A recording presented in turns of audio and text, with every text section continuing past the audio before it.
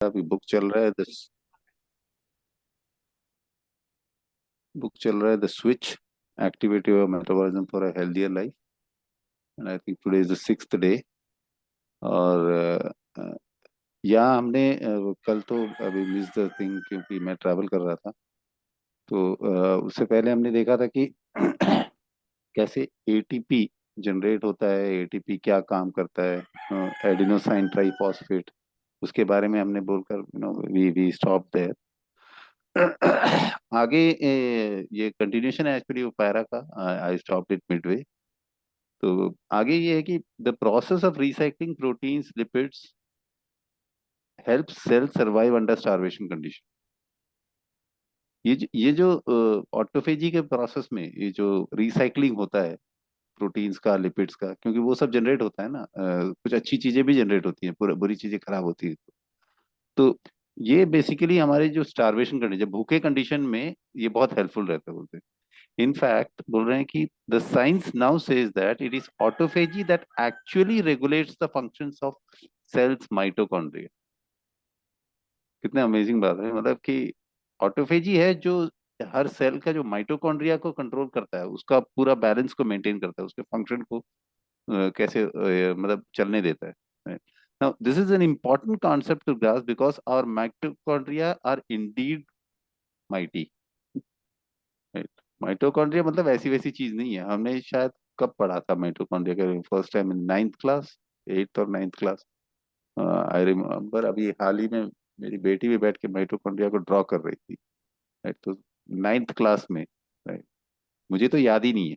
Now that this thing has come up तो थोड़ा थोड़ा मतलब ना बैकग्राउंड याद आ रहा है कि हाँ भाई ऐसा कुछ था। उसके बाद अगर ऑफ कोर्स अगर बायो बैकग्राउंड के रहे हैं तो उनको शायद और उसके टच में पड़ा हो। तो माइटोकॉन्ड्रिया इज एक्चुअली माइटी बोल रहे हैं। जैसे वो माइटोकॉन्ड्रिया जो नाम है उसके हिसाब से it's actually mighty in ways most people don't appreciate. It is mighty लेकिन लोग उसको अप्रिशिएट नहीं करते। ठीक है? Your mitochondria are organelles, again tiny specialised structures within all of your cells. Mitochondria क्या है? ये basically group of tiny specialised structures हैं। ठीक है? हमारे सेल के भी अंदर। Right? Except red blood cells, RBC के अंदर नहीं होता है। Right? And they are the source of ATP. जो एडिनोसाइन ट्राइफॉस्फेट, एटीपी जो बोलता है, जो एनर्जी देता है, ठीक है, उसका सोर्स है वो। दे यूज, क्या करते क्या है कि they use oxygen within the cell to convert chemical energy from food to energy in a form the cell can use. क्या करते हैं कि ऑक्सीजन का इस्तेमाल करके केमिकल एनर्जी से खाने को, यानी खाना जो भी हम खाते हैं, ग्लूकोज, राइट, उसको एनर्जी में कन्वर्ट करते हैं। Right? Through through very complex chemical process. और उस एनर्जी को वो सेल यूज करता है। सो अगर आप सीधी तरह से put simply, it is like boiler की तरह। बॉयलर्स होते हैं ना जो कुछ you can boil something and get out. तो they act like boilers when they transform glucose into ATP. वो क्या करते हैं? ग्लूकोज को एटीपी, एडिनोसाइन फॉस्फेट, उसमें ट्राइफॉस्फेट में कन्वर्ट करते हैं क्या है? ऑक्सीजन को बर्न करते हैं, कार्बन डाइऑक्साइड निकालते हैं, gives off carbon dioxide into carbon dioxide and water. Right? Oxygen को बर्न करके कार्बन डाइऑक्साइड और वाटर निकाल के देते हैं। Now because they generate most of the cell supply of ATP, they are often referred to as the cell's powerhouse. अगर आप लोगों को याद होगा, हमें बोला गया था कि mitochondria is the cell's powerhouse. याद है आप लोगों को जो जो हमने बचपन में पढ़ा था? राइट? तो क्योंकि वो एटीपी को जनरेट कर रहा है तो वो है main powerhouse. They have their, लेकिन मजेदार बात देखिए, mitochondria they have their own DNA, उनका अपना डीएनए है। And it's believed that they originated from ancient so called proteobacteria. जो माइटोकॉन्ड्रिया कहाँ से निकला, कहाँ से ओरिजिनेट हुआ, ये बहुत ही पहले, even billions trillions of years, जब इवोल्यूशन स्टार्ट हुआ था, तब ये एज अ यू नो प्रोटियोबैक्टीरिया की तरह एक सेपरेट ऑर्गेनिज्म की तरह निकल के आया था। In other words, they were once free living unicellular organism. मतलब अगर दूसरे शब्दों में कहा जाए तो ये एक टाइम था जब these were free living unicellular organism, मतलब सिंगल सेल वाला ऑर्गेनिज्म था जो अलग से जीता था, फ्रीली जीता था। ठीक है। अल्टीमेटली क्या हुआ कि they took up residence within our cells, right. Being unicellular, वो बाहर में जी रहा था अपना बढ़िया से, लेकिन ultimately they took up residence, वो हमारे अंदर रहने लगा, हमारे सेल्स के अंदर रहने लगा, and provided us the ability to produce a new source of chemical energy। और उसके चलते हम लोगों के अंदर में वो सेल में वो जाके रहने लगा, और वहां में वो एटीपी प्रोड्यूस करना, all these function is doing. ठीक है, अमेजिंग बात है। ठीक है। Now the human body contains tens of trillions of cells, करोड़ों अरबों सेल्स हैं हमारे हमारे बॉडी के अंदर में, राइट, ह्यूमन बॉडी के अंदर में, with an average of 100 mitochondria पर सेल, राइट। मतलब हर सेल में ट्रिलियंस ऑफ सेल्स तो है ही हमारे शरीर में, और हर सेल के अंदर कम से कम एवरेज 100 माइटोकॉन्ड्रिया होंगे, right. So healthy mitochondria are the cornerstone of health and disease prevention. तो इन माइटोकॉन्ड्रिया को हेल्दी रखना, ये बहुत इंपॉर्टेंट है। अगर आपको हेल्दी रहना है, स्वस्थ रहना है, डिजीज फ्री, बीमारियों से बचे रहना है, या बीमारियों से बचना है, disease prevention basically. Damaged dysfunctional mitochondria are linked with every malady imaginable, from autism spectrum disorder to heart disease, diabetes, cancer, dementia, accelerated aging in general। जब मैं मतलब उसको ऐसे रिलेट किया है कि ये सारी जो बीमारियां मैंने बताई ना, डिमेंशिया हो, ऑटिज्म हो, हार्ट डिजीज, डायबिटीज, ये सब क्यों होता है? क्योंकि ड्यू टू डैमेज्ड और डिसफंक्शनल माइटोकॉन्ड्रिया। माइटोकॉन्ड्रिया जब खराब हो जाता है तब ये सारी प्रॉब्लम्स आती है, ये सारी बीमारियों का मेन जड़, अगर जनरली बात किया जाए।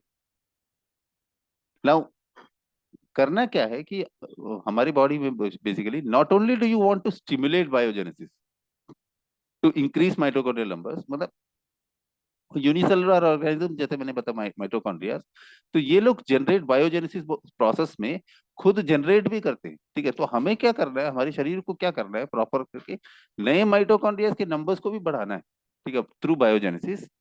But you need to remove damage mitochondria, और जो डैमेज हो चुका है उसको निकालना भी है, और यही होता है ऑटोफेज, राइट।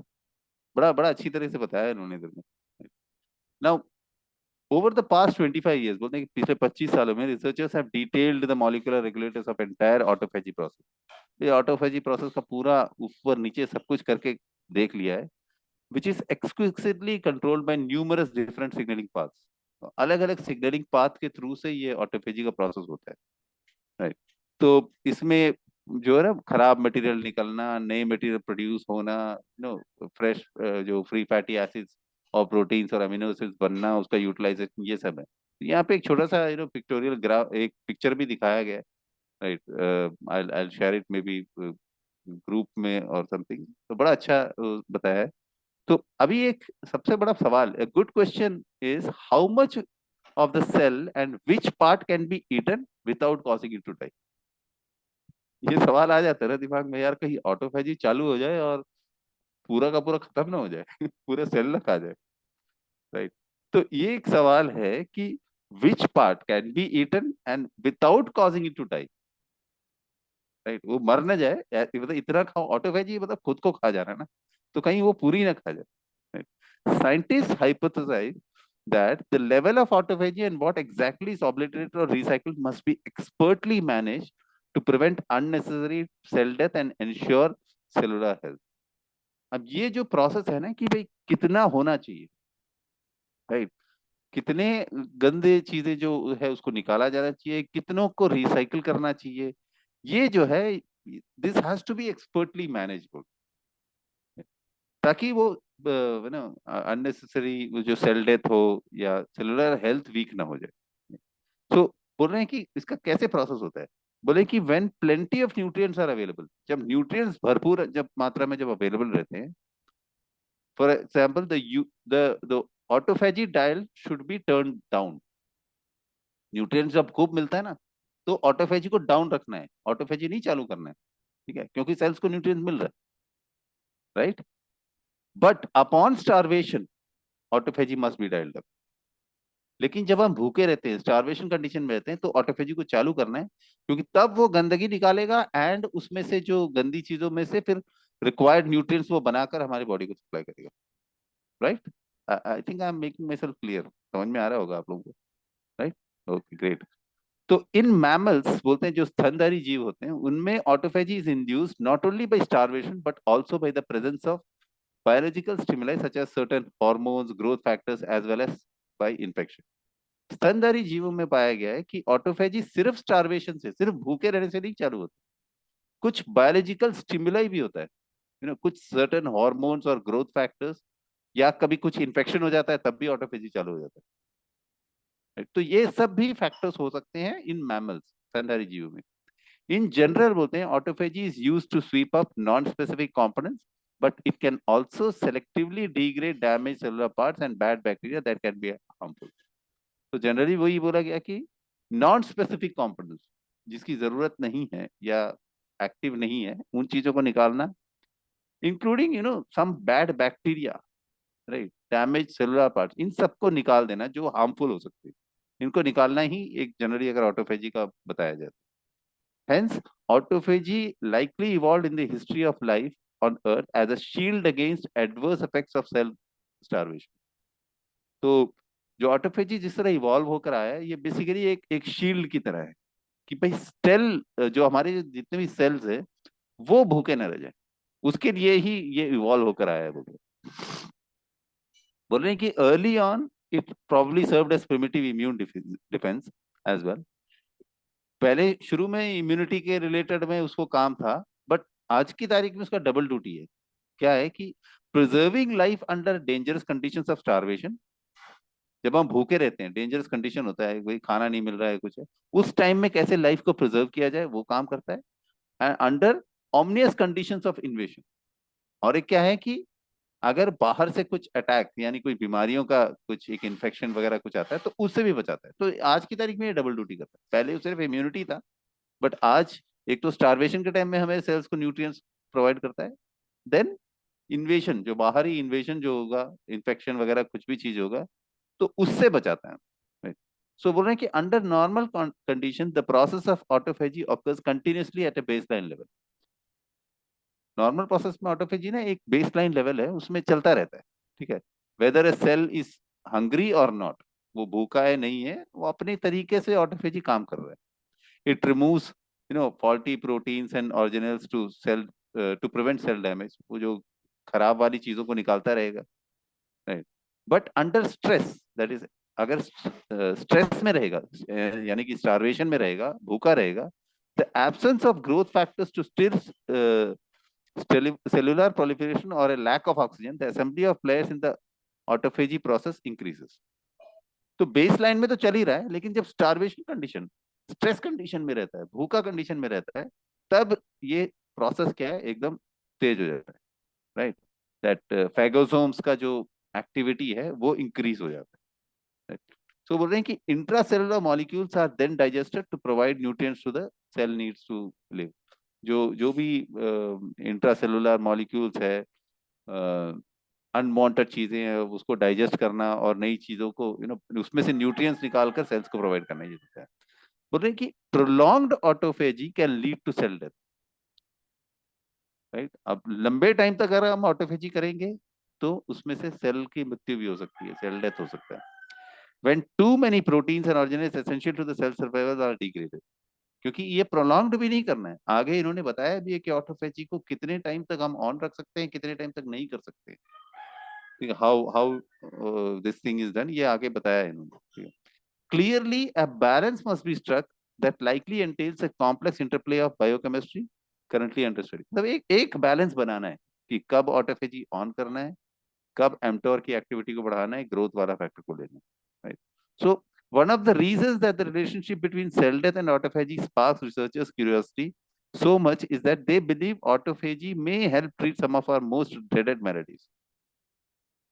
तो इतने रिसर्चर ये सब इसीलिए लगे पड़े हैं क्योंकि उनको ये ये चीज रिलेशनशिप दिख रहा है ना, जब सेल डेथ और ऑटोफेजी के बीच का, कि ये जो जितनी भी बीमारियां है ना, जैसे कि कैंसर, न्यूरो, अल्जीमर्स, इन सबको मतलब से बचने के लिए ये बहुत हेल्पफुल है। The magic here is in autophagy's ability to control cell death, क्योंकि उसकी एबिलिटी है। वैसे तो सेल्स मर रहे हैं, ठीक है, लेकिन ऑटोफेजी जब चालू होता है तो वो उसको पूरी तरह वो ना करके उसमें से भी कुछ चीजें नई निकाल के लेके आता है। So put another way, autophagy could become a therapeutic weapon of sorts, and it protects healthy cells and remove harmful ones. Right? तो अल्टीमेटली वही कंक्लूजन यही आ सकता है कि ये एक ऐसे औजार की तरह काम कर सकता है, थेरेपेटिक औजार की तरह काम कर सकता है, जो हमारे सेल्स को, हेल्दी सेल्स को प्रोटेक्ट करता है और खराब वालों को उसको रिमूव करता है, बाहर निकाल देता है। Right? तो इसको एक्चुअली ऑटोफेजी को बोला गया है कि the guardian of the genome. Right, हमारे जीनोम का, हमारे पूरा जो जीन स्ट्रक्चर का गार्जियन है। राइट, बोले कि one of the first studies to document link between autophagy and disease was done in 1999। पहली बार जो कि बीमारी और ऑटोफेजी का रिलेटेड जो स्टडीज हुआ था, ये 1999 में हुआ था। ठीक है, उस वक्त बेथ लेविन और उनके कोलीग्स ने, जो Columbia university college of physicians and surgeons हैं न्यूयॉर्क में, उन्होंने क्या पता किया था कि ट्यूमर्स डेवलपिंग आफ्टर, मतलब एक जीन है, एक एक सेल का एक जीन है, it's called beclin one. Right, beclin one नाम का एक जीन है। तो उसके दो कॉपीज होते हैं बेसिकली, बैक्लिन वन एंड बैक्लिन टू, या बैक्लिन वन का ही दो रूप होता है, दो तरह से होते हैं, एंड दो कॉपीज अवेलेबल रहते हैं। बोल रहे हैं कि जब ब्रेस्ट कैंसर या ओवेरियन कैंसर में देखा गया है कि उनमें से, मतलब करीब 40 to 75% of breast cancers and ovarian cancer में देखा गया है कि उनमें से ये जो बैक्लिन वन जो जीन है ना, उसकी जो कॉपी दो होनी चाहिए, तो एक मिसिंग होता है। करीब 40 to 75% कैंसर, ओवेरियन कैंसर और ब्रेस्ट कैंसर केस में देखा गया। राइट, तो ये तो उनका रिसर्च था। ठीक है, कि भाई ओवेरियन कैंसर या ब्रेस्ट कैंसर में क्या होता है कि ये एक पर्टिकुलर जीन मिसिंग रहता है, बैक्लिन वन का। अब जो इनका जो ग्रुप था, Beth Levine and her colleagues, इन्होंने और स्टडी किया। उन्होंने फिर क्या देख पाया कि she increase the expression of beclin one. जब बैक्लिन वन का जब एक्सप्रेशन को इंक्रीज किया, उसकी उसकी ताकत को बढ़ाया या उसको इंजेक्ट किया गया, तो उन्होंने पाया कि जो कैंसर सेल्स है ना, मतलब सॉरी, उन्होंने क्या पाया कि ऑटोफेजी एक्टिवेट हो जाता है। राइट, तो ऑटोफेजी कैसे एक्टिव, क्योंकि ये बैक्लिन नहीं था तब भी, इसलिए भी हो सकता है कि वो कैंसर हो रहा था और ऑटोफेजी नहीं था। तो जैसे ही बैक्लिन वन के जीन को उन्होंने स्टिमुलेट किया, थोड़ा सा उसके एक्सप्रेशंस को बढ़ाया, तो ऑटोफेजी चालू हो गया। सो बोले कि when those tinkered cells were injected into mice, बोले जब चूहों में इसको डाला गया, तो उनको क्या है कि दे डेवलप फ्यूअर ट्यूमर्स। ठीक है, जो बैक्लिन वन जीन को जब जब चूहों पे भी उन्होंने टेस्ट किया, उसके सही मात्रा में देकर, तो उनको भी पाया गया कि उनके ट्यूमर सेल्स डेवलप नहीं हो रहे हैं। ठीक है, studies done by another team of researchers led by Eileen White at the University of Medicine and Industry in New Jersey found that autophagy protects against DNA damage. और एक study थी, bye आइलीन white नाम की एक lady थी, university of medicine and dentistry new Jersey की। उन्होंने देखा कि ऑटोफेजी जो है डीएनए डैमेज से भी बचाती है। देखिए, ये सब के बारे में एक्चुअल में यहाँ में पूरे मार्क नंबर्स डाले हुए हैं, तो these are all facts and figures. ठीक है, तो आप अगर जैसे इसको, मैं यहाँ पे 4 नंबर लिखा है, मैं जब इसमें देख रहा हूँ तो यहाँ में पूरा उसमें फुटनोट दिया हुआ है कि कहाँ से एग्जैक्टली ये है। तो these are not blunders, this actually happened, जो रिसर्च के है। तो विथ डॉक्यूमेंटेड प्रूफ्स यहाँ पे डाल रहे हैं। तो उन्होंने क्या किया था, बोल रहे कि when they inhibited autophagy in experimental mice, they observed more chromosomal abnormalities। जब उन्होंने देखा कि जब उन्होंने ऑटोफेजी का वो जो स्विच को ना नीचे किया, थोड़ा इनहिबिशन में रखा, लोअर किया उसके इसमें, तो पाया गया कि चूहों में क्रोमोसोमल जो एबनॉर्मलिटीज है वो बढ़ गई। राइट, सो बोल रहे कि जो which is typically associated with tumour formation, जब क्रोमोसोमल क्या अबनॉर्मलिटीज होती हैं, तो उसी से ट्यूमर बनता है, कैंसर होता है। So the fact that autophagy can limit DNA damage and chromosomal instability has led scientists to call it as the guardian of the genome.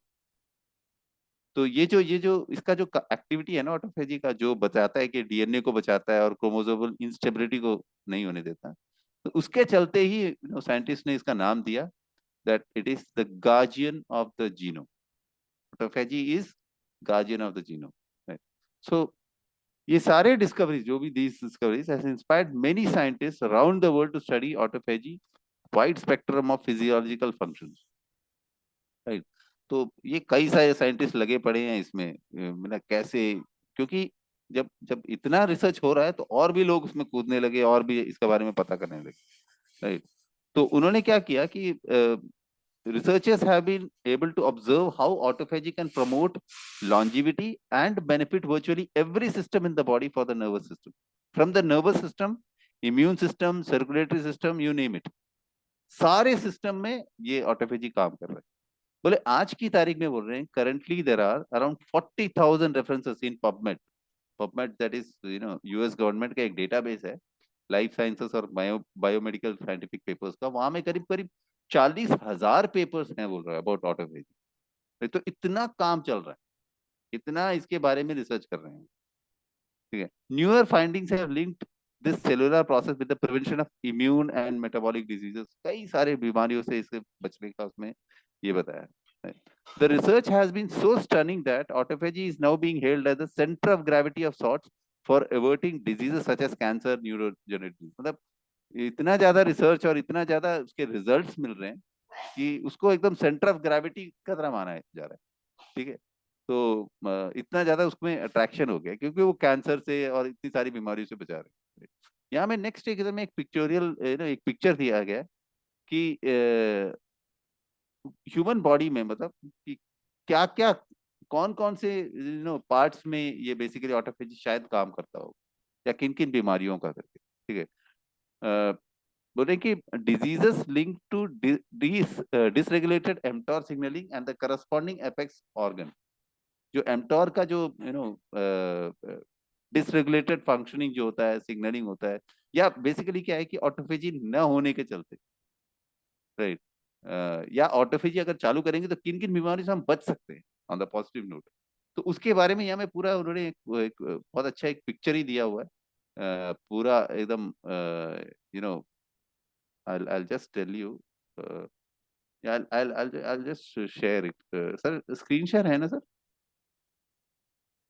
Okay, एक जस्ट अ मिनट, क्योंकि मेरे इसमें भी है तो I'll be able to share it on इसमें भी Kindle है तो जस्ट अ मिनट.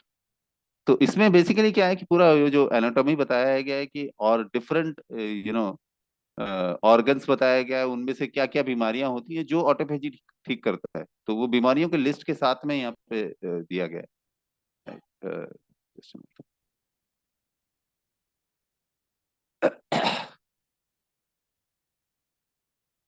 चाहिए.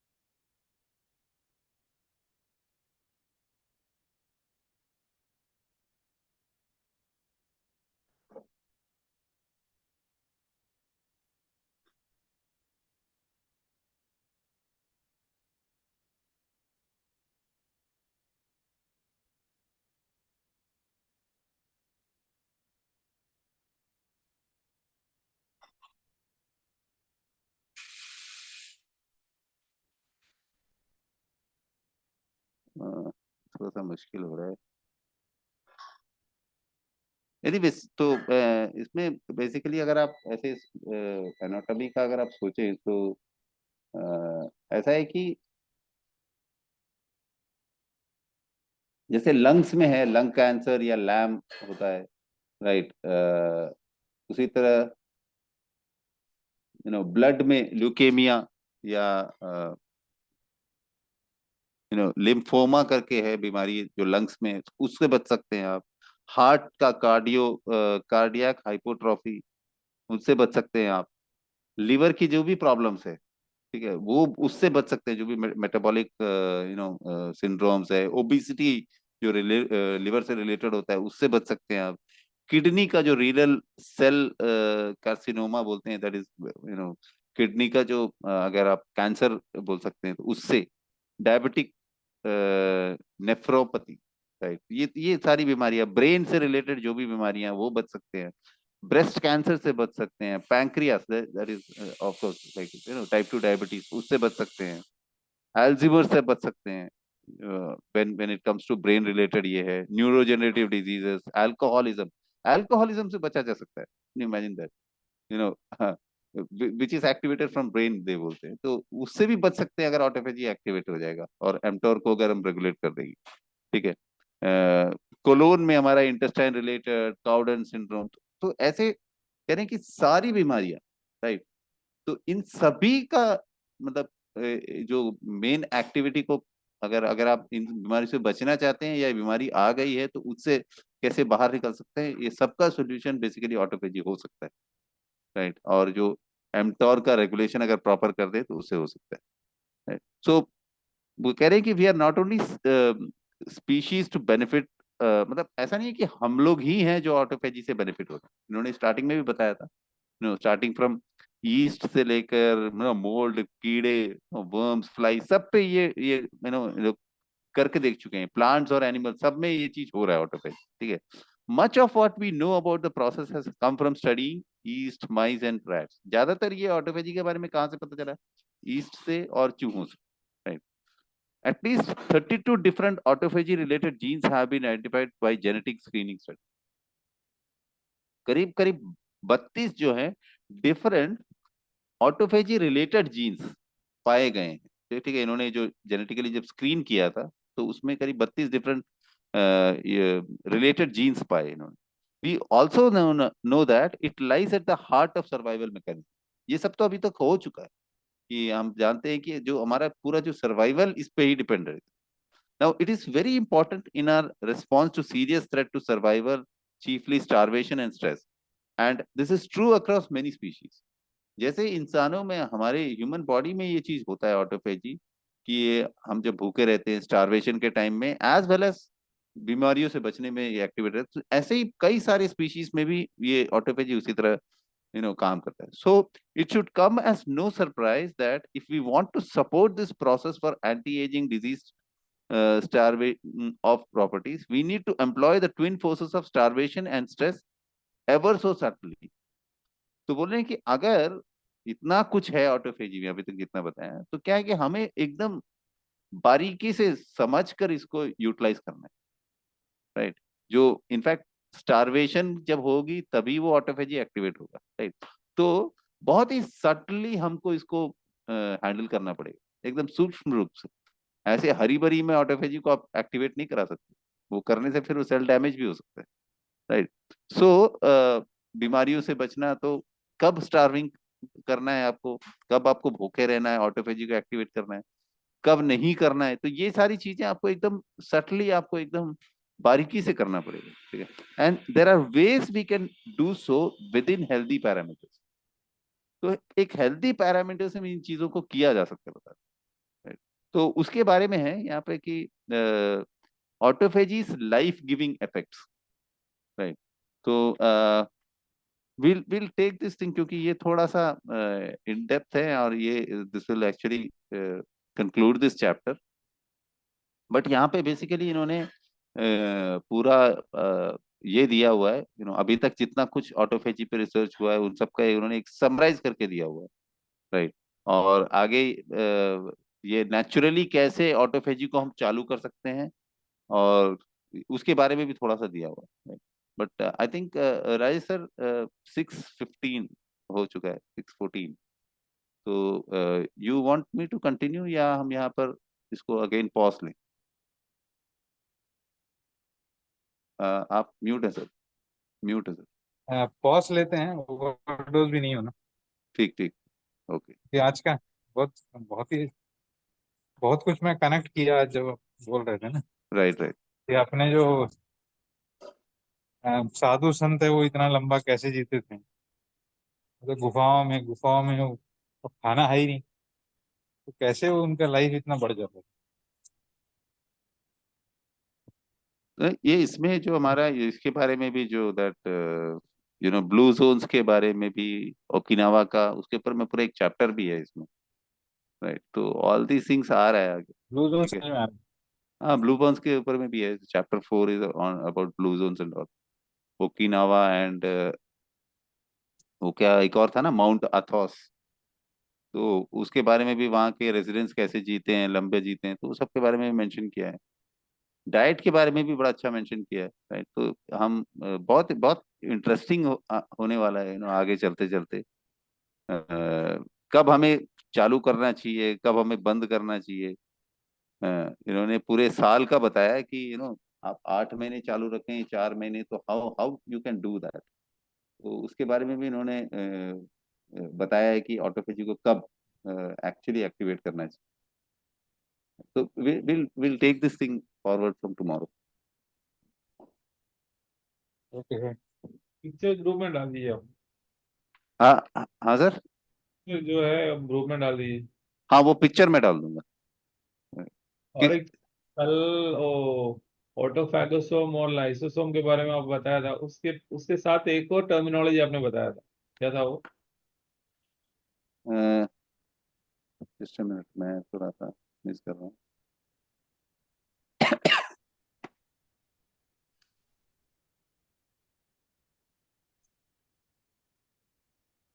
लाइसोसोम प्रोसेसिंग यूनिट जहाँ पे ले जाता है। हाँ हाँ हाँ हाँ। एक मिनट एक मिनट, हम एक बॉल बताया था, हाँ एक बॉल जैसे फॉर्म हाँ, होता है। कप कप शेप में जो बनता है। Right right. क्या नाम बताया था वो? मैं आपको एक्चुअली मैंने इसको कहीं अंडरलाइन किया हुआ है। ये किंडल में है तो थोड़ा ढूंढने में वैसे ही हो जाता है। I send you screenshot sir. Okay okay, ठीक है। थैंक हाँ। You.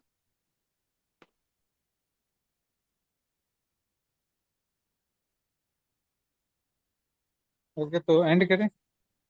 Right sir. Okay then, bye everyone, great day. कल मिलते हैं सुबह, बड़ा इंटरेस्टिंग बुक हो रहा है। Bye bye.